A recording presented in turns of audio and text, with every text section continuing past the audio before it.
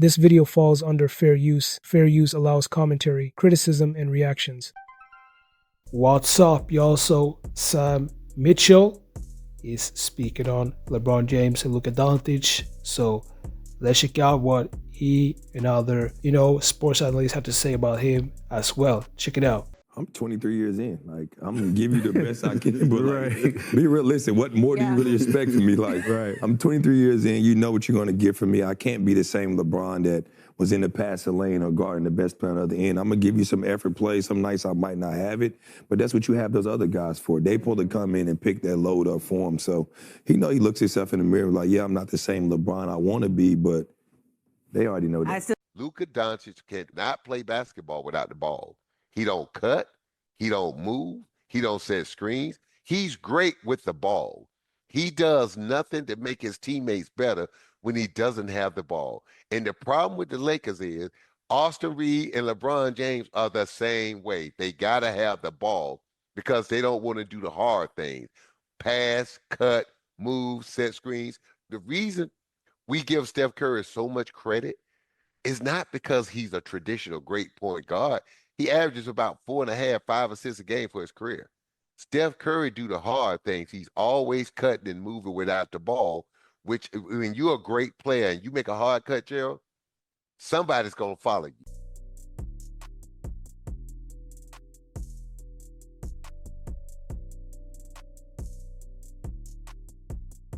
Right, y'all. So the next clip, I'm going to show y'all JJ Redick speaking on this whole Lakers situation because they're down bad at the moment. There's no team chemistry, and we know why. So let's check out exactly what JJ had to say about this. Check it out. What was your messaging to your team today? Recalibration, reconnection. When you are telling tough truths to your team, how important is it that those truths are delegated equally? That it has to, does it have to hit the top of the stars all the way down? And kind of how did you balance it? Yeah, I think too today was, for myself, I'm always going to look in the mirror first, and I think it's easy as a player, as a coach, to say, well, it's this guy's fault, or we're not doing this because X, Y, and Z. And so, we had a great meeting with the staff this morning. Came in super early, and we met with the players, and it was very positive. And it was also listening. It was also for our staff, myself, to listen to the players and what they need. When you had told us that, kind of the heat of the battle and the emotions, that it was going to be really uncomfortable. In that moment, I think a lot of us took that it was going to be a lot of yelling and finger pointing and that type of a talk. Was that not the tone? No, I didn't mean it was going to be uncomfortable. The truth is uncomfortable, and so you have to put everything out there. That's all it is. The players that you referred to not using their names in terms of having a repeated, whether lack of effort or mistakes in your system, after today, are they aware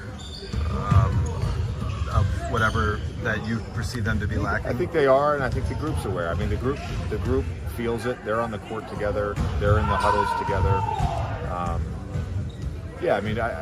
There wasn't anything that needed to be addressed that wasn't addressed. There's times as a coach, you can't address everything every day in front of the group. It's just not how this works. My staff and we do a good job of if there's something that needs to be addressed in the moment, it gets addressed. I don't feel like we live in a passive aggressive environment. So, but sometimes you need to have a bigger setting, and again, it was as much listening for us as it was anything else. Jake LaRivia used the word disconnect, and he wasn't quite sure what it was. Do you feel like after today that there was at least some better understanding, whether you said players were talking to the staff as much as staff was talking to the players, a better understanding of what's missing from both sides? Yeah, I do.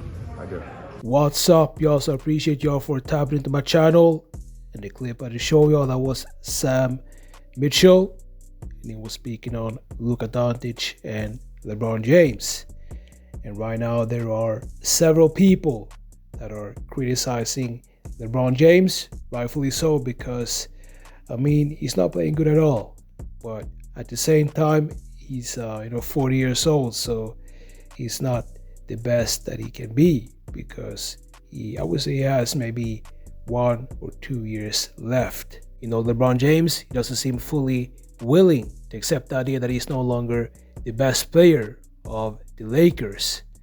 And I think that is something LeBron James is struggling with right now, because he's been dominating the game, in the NBA for almost 2 decades. And now it seems like he has maybe 1 or 2 years left. It seems like he's ready to retire.